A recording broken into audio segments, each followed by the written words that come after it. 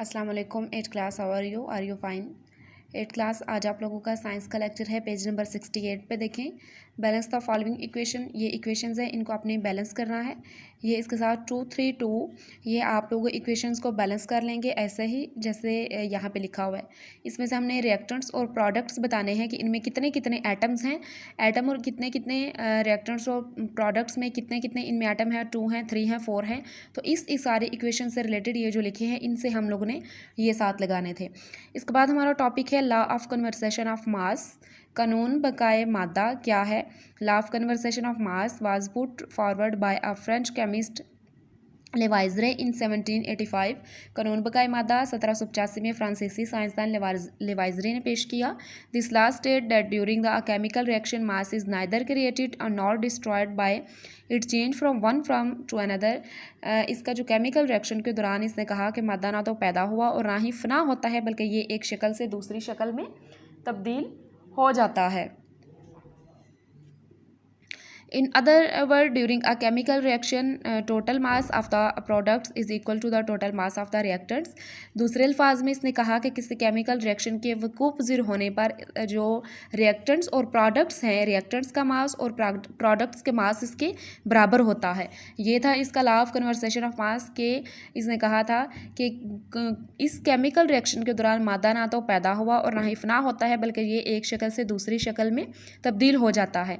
और फिर इसने दूसरे वर्ड में ये कहा था कि किसी केमिकल रिएक्शन के वकूफ़ होने पर जो प्रोडक्ट्स के उसका मास और रिएक्टर्स के मास के इक्वल होता है। देन देखिए इसमें कह रहे हैं कि through the activity 5.3 we observe the formations of the which participate of silver chloride AgCl as a product of the reaction between sodium chloride NaCl and silver nitrate AgNO3 solution। इसने कहा कि जो यहाँ पे ये जो है ना एक्सपेरिमेंट 69 पेज पे जो ऊपर ये एक्सपेरिमेंट है, सिल्वर नाइट्रेट सोल्यूशन इसमें डाला, सोडियम क्लोराइड सोल्यूशन भी डाला और उसके बाद यहाँ पे इसने एक्सपेरिमेंट किया। तो इसने कहा कि इस एक्सपेरिमेंट में क्या हुआ कि जब एक फ्लास्क में थोड़ा सा सोडियम क्लोराइड का इसने सोल्यूशन डाला और फिर एक छोटी ट्यूब में सिल्वर नाइट्रेट का सोल्यूशन डाला, तो इसने कहा कि सिल्वर नाइट्रेट और टेस्ट ट्यूब को कोनिकल फ्लास्क में इस तरह से लटकाया था कि सोल्यूशंस आपस में मिलने ना पाएँ। यहाँ पर सोल्यूशन आपस में नहीं मिले, तो फिर इसमें क्या हुआ कि इनका वज़न इसने किया। जब इसने वज़न किया तो दोनों सोल्यूशन के मिलाने से क्या तब्दीली आई, इसने कहा कि फ्लास्क का जो मास है वो पहले मास के बराबर है या नहीं है।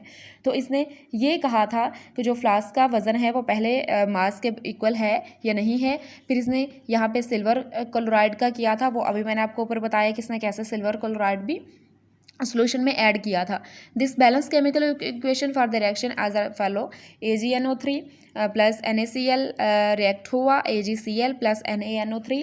तो इसने ये कहा कि केमिकल रिएक्शन के दौरान इस केमिकल रिएक्शन की जो मतवाजन मसवात है कि ये बैलेंस इक्वेशन हुई।